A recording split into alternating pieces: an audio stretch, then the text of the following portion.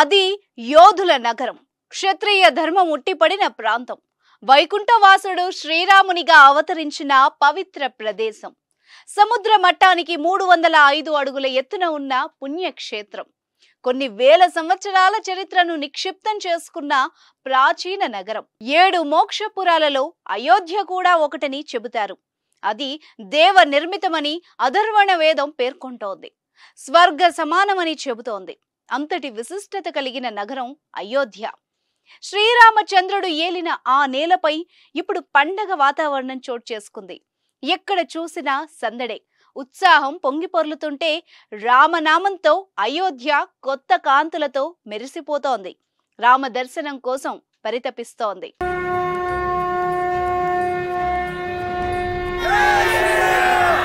శుభఘడియలు దగ్గర పడుతున్నాయి. దివ్య ముహూర్తం ఆసన్నం కాబోతోంది. మేష లగ్నం, అభిజిత్ ముహూర్తం కలిసి రాబోతున్నాయి. అమృత సిద్ధి యోగాన్ని కురిపించేందుకు మృగశిర కూడా తెగ సంబరపడిపోతోంది. హోమ ధూమాలు పరివ్యాప్తమవుతున్నాయి.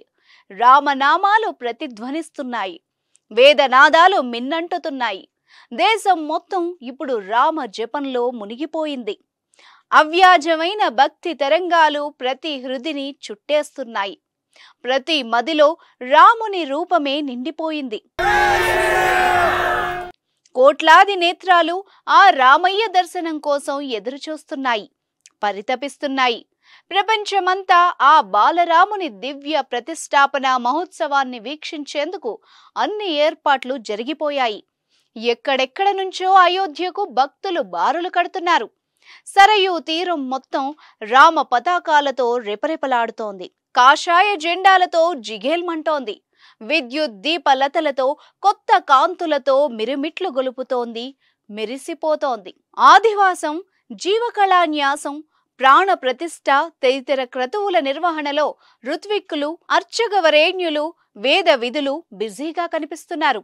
వినయ వినమ్ర మూర్తిగా, సౌమ్య సుకుమారవంతునిగా, అనుగ్రహ ప్రదాతగా, శుభకర సుందర రూపవంతునిగా రూపుదాల్చిన ఆ బాలరామునికి అన్ని రకాలుగా వేదక్రియలు నిర్వహిస్తున్నారు.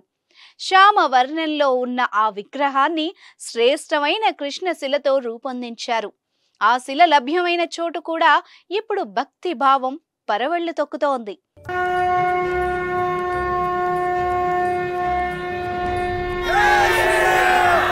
కర్ణాటకలోని మైసూరు తాలూకా హూరోహళ్లి గుజ్జగౌడనపుర సమీపంలో ఉన్న గనుల నుండి బాలరాముని విగ్రహానికి వినియోగించిన కృష్ణశిలను సేకరించారు. అదే ప్రాంతానికి చెందిన ప్రసిద్ధ శిల్పి అరుణ్ యోగిరాజ్ బాలరామునికి ఆకృతినిచ్చారు. ఆయన రూపొందించిన విగ్రహమే ఇప్పుడు అయోధ్యలో ప్రతిష్ఠితమవుతోంది. రాముని విగ్రహానికి వినియోగించిన శిలలు ఎక్కడ లభించాయో అక్కడ పెద్ద ఎత్తున శాంతి పూజలు నిర్వహిస్తున్నారు. అయోధ్య రామయ్యకు రూపునిచ్చిన ఆ నేలపై వారికి భక్తి పెరిగింది. రామయ్యపై గురి కుదిరింది. వందలాదిగా భక్తులు తరలివచ్చి ఆ ప్రాంతంలో ప్రత్యేక ప్రార్థనలు నిర్వహిస్తున్నారు. హారతులతో రామ గీతాలాపనలు చేస్తున్నారు. ఆ చిన్న గ్రామం ఇప్పుడు పవిత్ర స్థలంగా మారిపోయింది. అయోధ్య ఆలయంలో బాలరామునికి ప్రాణ ప్రతిష్ఠ అయ్యేంత వరకు స్వామివారి నేత్రాలకు ఆచ్ఛాదనతో ఉంచారు.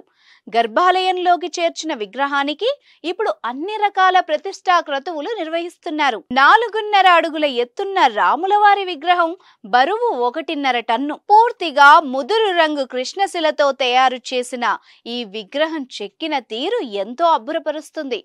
సహజత్వం ఉట్టిపడుతుంది. రాజసం, దివ్యత్వం కళ్లకు కడుతుంది. చేత విల్లంబుతో కమలాసనంపై కొలువై కనిపిస్తాడు.